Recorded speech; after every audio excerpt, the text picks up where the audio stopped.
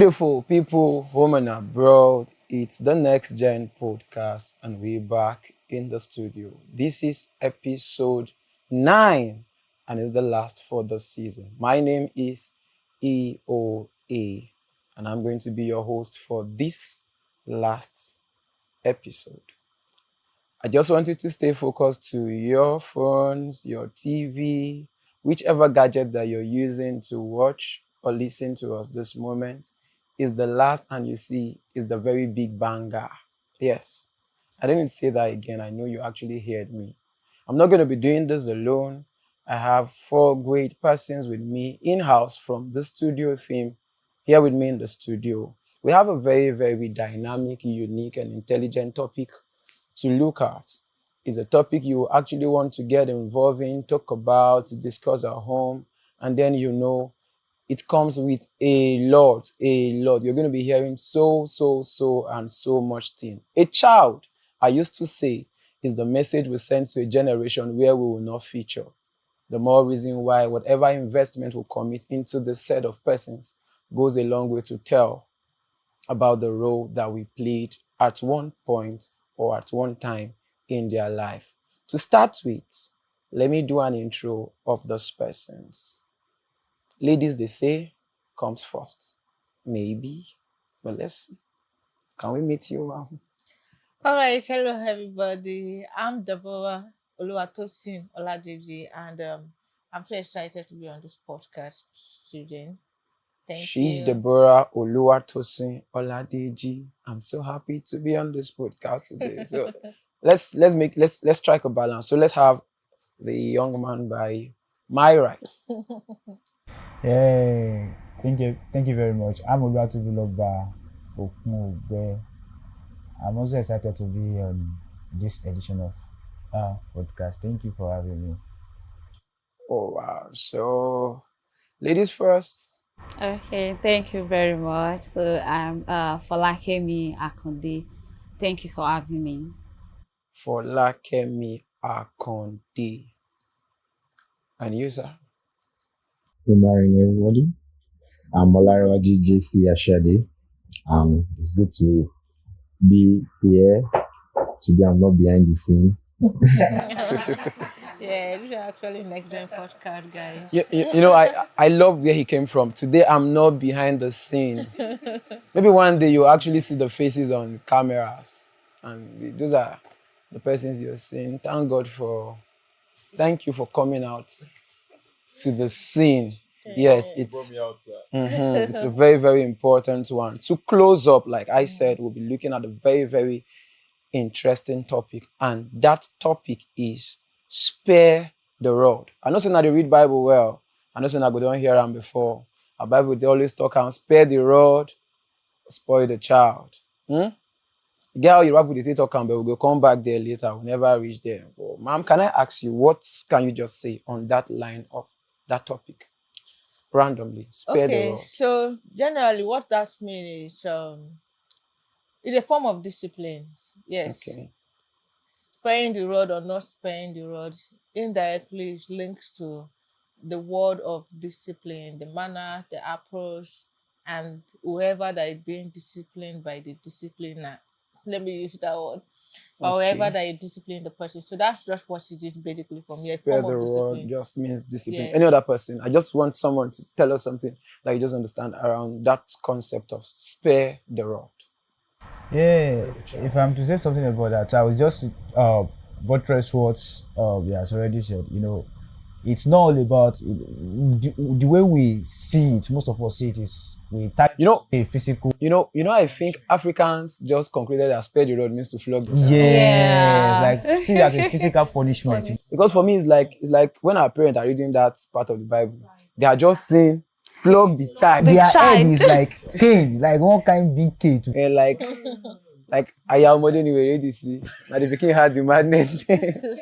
Those kind of things. So I'm with you actually. Yeah, so like I said, so it's not all about a physical punishment. It's just all about discipline. And discipline is in various way. It can come in any way, right? So it's not solely dependent on you must flog. So it can be like, okay, word of advice, guidance, putting that child through in the way it should go. Yeah, so the thing is, there are certain children that no matter the way you advise them, advice cannot change some children. They have to be flogged. Maybe, I grew up under a father, but I don't really know how good your own parent. The way people are looking, I don't think you were actually flogged. For me, I grew up under a father. My dad would go to the market. Like my dad would go to the market. Like the way parents go to the market and buy things. My father would go and buy cane. Like he will come home with plenty of pancake. Pancake. My father would drop like he will share. This one is your own. This one is your, any day you just offend, your cane. You can't bring it out. I grew up under that kind of father, and at the point, I don't know whether you've been flogged before and you felt like maybe you were adopted. I mean, I'm the only one that have been. If you are, to say something about that, yeah, like it's this part of the world. Africa, the way we grew up, like we feel that flogging us is not a normal stuff. It's a normal thing. Like we have no choice than you must be flogged. Okay, like growing up, I would grow up. That's when me personally, I get to discover that. Come on, no, it's not about flogging. Flog might not really change you to that. Because even the way our fathers or mother used to flog us, they will flog us. They will not tell us the reason why they are flogging us. So at the end of the day, we don't even know the reason why they are flogging us. Okay. They see most of the parents, they believe that you're supposed to know the right thing to do. So if you not do the wrong thing, then they will not flog you. And exactly, no time. Okay, I went back home, like just of recent. I just gathered my siblings. Then I talked to my last born. Come. What? Okay, if you do this thing, what thing you want me them do for you? He said they should beat him. So it has sink to his head, like, okay, the only form of discipline now that is just I'm not supposed to be like that. Yeah. I even want to add on to that question. I prefer my dad beating me than my mom. Why? I would have even said the camera to come closer. You see this mark? I thought the snake that bites you. My mom gave it to me. So in a way, I prefer my dad because regardless of how my dad will flog me, I still love that man. There was nothing making me feel like I felt adopted. But once his mom see God, there's been a time I went to her like, she want to flog your spirit off. I actually approached her at some point while growing up that, Mommy, you hate me. You don't like me. I did. Wow. But even the part of discipline for me, she the teacher. Teachers normally there's this vibe about them. She labor mistress. But the math teacher, so you have to be active and proactive. This mark, I can remember why she gave me this mark. And in a way, it had helped my life because while growing up, it was quite tough. You show your children. I work a lot. And that's how they used to see you. That's how they used to see you. I will give you man, I will show your children. It's that I think in a way that's general with female. It seems mothers beat more. Yeah, because me growing up, my mom is this person that you can't just do anything. You have to be perfect. Like this woman that is about perfection. You understand? Nobody is perfect. So like any little thing like this, she tends to use. Like if you are making pap and you now make mistake, your enemy is gone. Para, Ifoti. She don't need cane. Her hand is enough. So growing up, I feel that she now understand that this boy I'm beating, all this beating is not working. Me, I love football. Growing up, I play football. My mom will beat me from football pitch to the house. She will beat me. She will make sure my neighbor is hearing. So you want to come and beg, you will not beg because she have locked the door. But still, next day, there are this kind of parents that they used to wait till in the midnight before they beat you. Yes, I have that experience. You know, it's going to do it. How my father will do his own. He will wait. Either he waits till that time. Now, there is a center table. Now, sitting room. You will off all your clothes. You will not lie down on that center table. You lie on that table. Then you will not put clothes in your mouth. You will not close the door. Are you kidding me? Koboko, better koboko. You want to do operation? Thank God, Nigeria. It's really so another hard. country now. I don't think. Yes, because society too. This parent and a child thing, society actually allows it because that's how we are being made as Africa. Yes, because if you check it now, look at the other countries, the European countries, look at the societies, look at the damage there a lot. And most of all these things from the parents. It's from the parenting because because I know be host. Because I know be host, I've asked you question that way because you're saying how does our own society allow us to be flogged? I don't understand. No. We're actually going to come there. I will actually ask you a question. But from what he's saying, I think this thing is much more unique with Africans, and it's tied to the fact that we don't have laws here that warrant us to take our parents to call the police on our parents. So actually, I don't think that should be per se, because the African world naturally were born strong people. We are not that kind of. We are born to be flogged. Not to be flogged, but the point I'm trying to say is this: there's been a pattern that our forefathers have seen that it has been working for them. So why let it go into extinct? So our forefathers saw that this one, if you wipe in one, you do the right thing. The second one too, before you know, change generations. This thing is so bad that some parents can just, because the child does something wrong, they can just go out, buy razor blade, and they now come and sit down. They will sit down, they will cut their child, put pepper.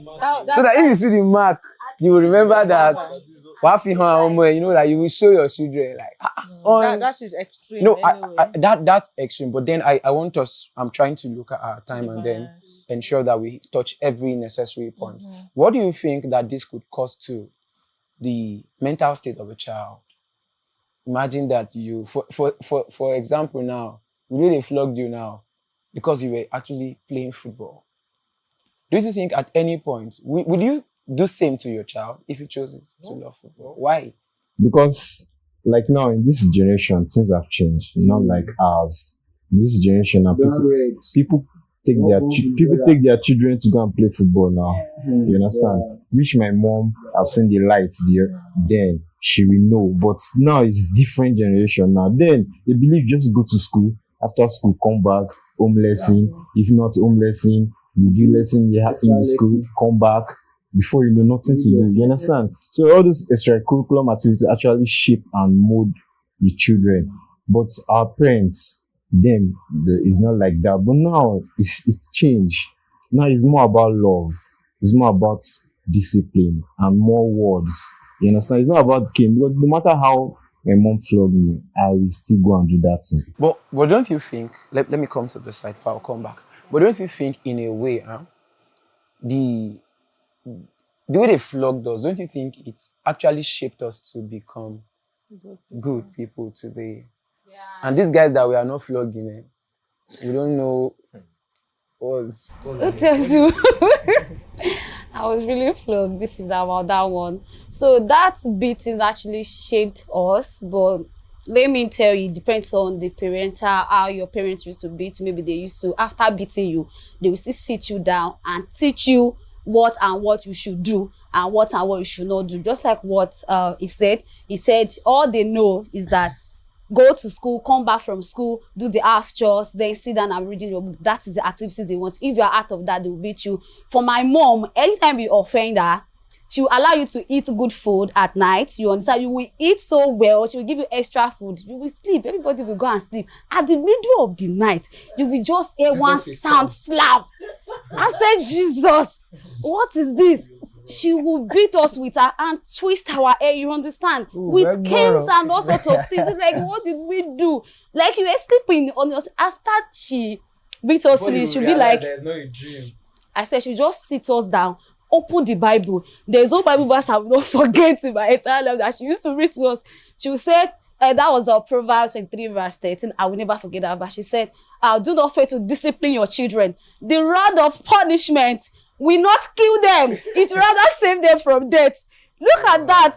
That it will not, that I'm going to say, but that you guys, you people, you want to be destroyed. I will not allow that to happen. So all those kind of training teachings actually mold us. So it's not about the beatings alone. After I beat us finish, we still open the Bible, teach us the right word, put us on the right path. So I will just implore that all the parents, it's not about flogging. Are we teaching them what they need to know? Are we actually have an heart-to-heart talk. Are we loving up on our children? We're actually not going on a commercial break. I just want to remind you that we are still in the studio, and the topic for this discussion is spare the rod. You could have an opinion, you could have a comment, you can just put it under the comment section.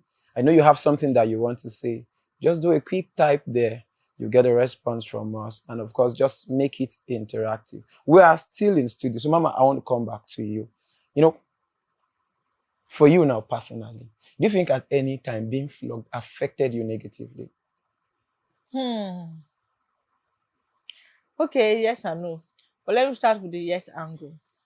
Okay. Like I mentioned, my mom had always been the kind of person that she will flog Shege out of your life. Shege cannot be there. She will flog the L out of your life. But then I also had an uncle that was ×2 of my mom. Hey, Uncle Sunday. Uncle Sunday is listening. Uncle Sunday. No, there's time that he flogged my siblings and I'm crying. I'm like, God, I want to kill my siblings, so I want to kill my brother, or this and that and that. But one way or the other, up to today, when we mention that name, there is this traumatic feelings attached. We're all grown up. But when you mention that name, the memory is still there. He flogged his fear into your mind.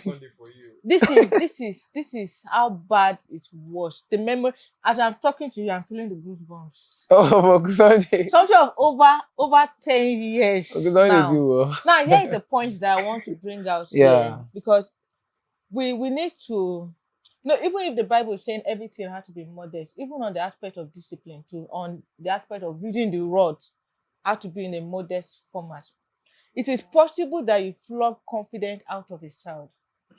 It is possible that you flog audacity out of a child. That is why sometimes when you find other children in some gatherings, you see these ones are more proactive than this other. It's not as if those ones don't have those capacity to be that open. But a result of this negative impression of the flogging, the negative impact of using rod to the level it should not have been used, may have affected them mentally, emotionally, and other aspects. So the no part of this that I didn't feel bad about is because personally I've always been the kind of person that want to dare things, let's do this. How does this taste? How does this feel? How can I do this better? I will question whatever it is you want to correct me about. So if I was not flogged with that kind of mindset, I would have been, I don't know the best word to use per se, but I would have been out of the context of who I am today. Yes. So I would have been out of the context of doing things recklessly, not minding the repercussion, because in a way, those discipline acts with the rod help me to see beyond this, not doing this. This is the repercussion of this. So it's molded me to that format. Yeah, you know, while we're talking, and I remember this my English teacher that made me not to like English.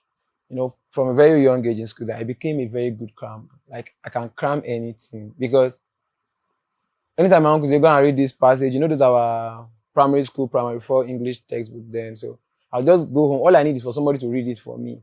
Once you read it, I've collected everything. I want to go and download it for him, because of the fact that, we had this teacher back then in school. Once you just write, see me in your book, just call in sick, because if you're only God can save you. And it doesn't flog like 5. You can start from like 30, 25, 30. That man, I don't know, maybe apart from English, it was just an extra calling or extra subject that he was teaching us then was flogging. And in a way, I discovered that on the long run, I know people used to say they hated mathematics. For me, I hated English. Forget the fact that I'm speaking it. Like I can communicate. I hated English. It took me up to 4 times before I passed English in my SSC, because I hated the teacher and the subject. And it took me a whole lot of time to pick up. So I don't know, maybe any other person had such an experience where that you got disciplined by someone, and because of that person, you gave up on something. You just felt you can never know this thing. There's a way, like she said, you can flog out confidence out of a child.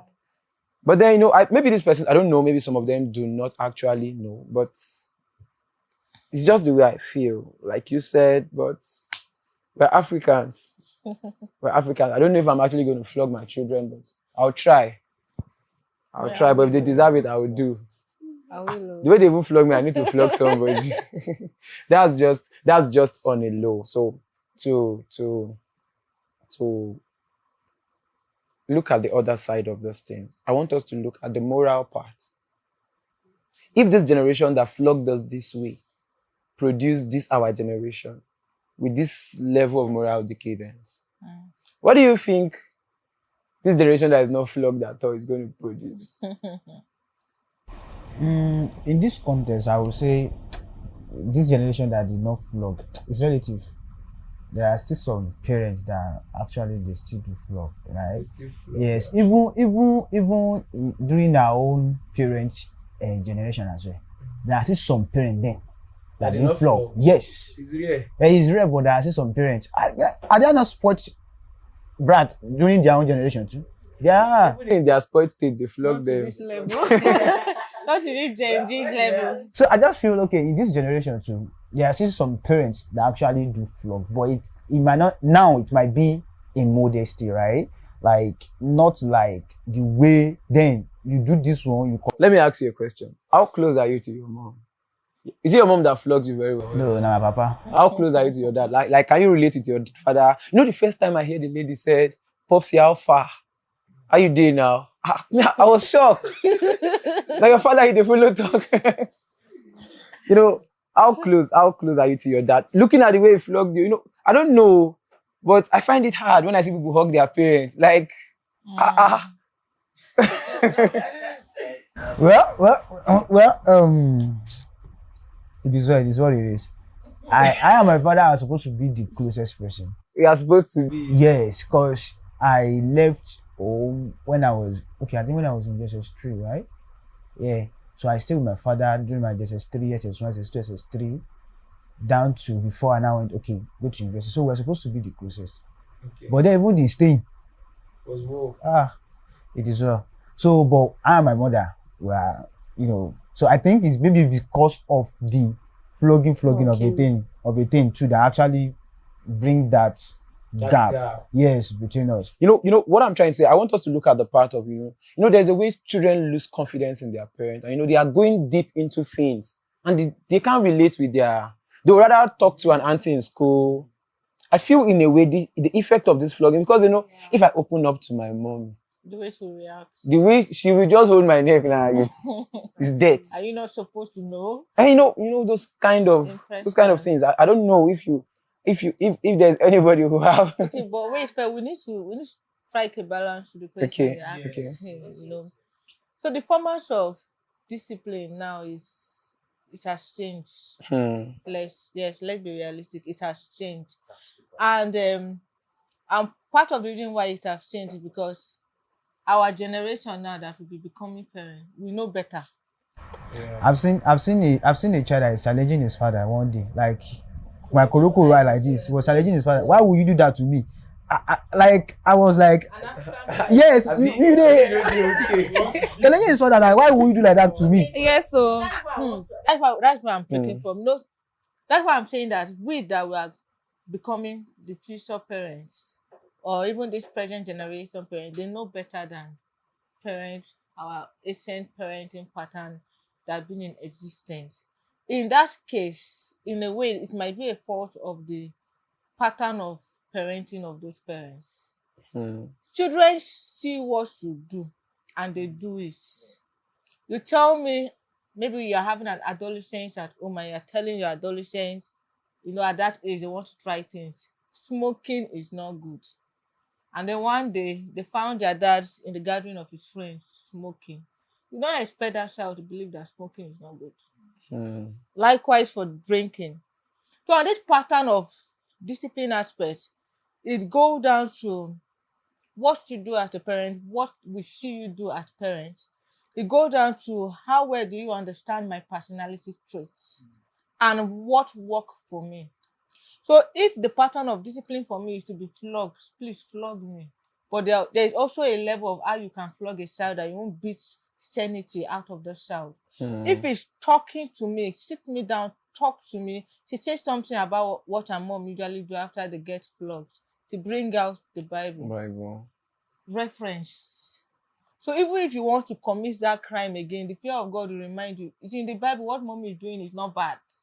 In a way, it's not bad. It's a backup reference. So mom, teacher, they just, God cannot judge her for that stuff. She just justified herself.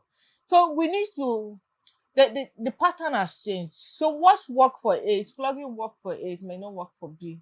Yeah, but so we just need to funny enough, understand the my own mom said was not a good flogger. Like my mom doesn't flog.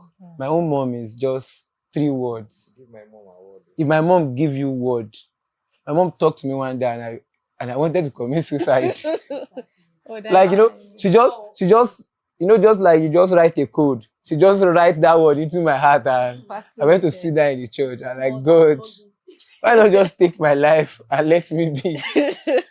Everything boils down to parenting. You understand? Just good parenting, because the discipline aspects, a lot of parents, some parents don't even discipline their children. You cannot discipline their children. This is the pattern they want it. Just leave it, let it be. You even lay complaint, they will say, let it be. Looking at my own home now, the way my mom brought me up, it's different from how you want them to come and report you. It's even different from my siblings. If my last born is talking to my mom, I'm like, at this age, I can't talk to my mom like that. Same as my junior brother, we are 3 in the family. I can't, like, I'll say, like, wow, these guys are enjoying, me. I don't collect slap. You understand? My mindset is different. You were the sacrifice. You understand? So she knew. My mom, when I was like in my teenage, like 17 to 18, there was a time my mom tried to beat me. So she just beat me, I just guide. Once I do like this, she hits me here. That hand swell up. I was the one massaging that hand for her. Somebody like is beating me. I was not the one massaging. And I tell you, stop beating me. I'm not a kid anymore. I did not tell her again. After that time, it's just words. She just she sit me down, she would talk. Because my own dad is late, so I don't know for other people. So we are very close. So she used more of words and the fear of God. That fear of God, she instilled it with us. Sometimes I was like subconsciously, if I do this thing, my mom is not saying, but God, I'll mellow. But so if you have that fear of God in your home, you instill it in your children, whether you are there or you're not there, they will have that. In fact, to even add to that, I even feel like from, there is this research, in education psychology, they said baby, their brain is just like a tabularizer, right? Yeah, so they grew up with that you start teaching them from very, very small. So I believe if you start even inculcating those right things into their head while they are very small, will go. So there might even be no tendency of even beating them. Like growing up with those, because like this, I feel it's not the beating that actually make me change. I think it's still the words that's even making. So I don't feel that knowing, though, to my own personal view, like if this person you say something like you should understand if it is beating that will work for this one or words.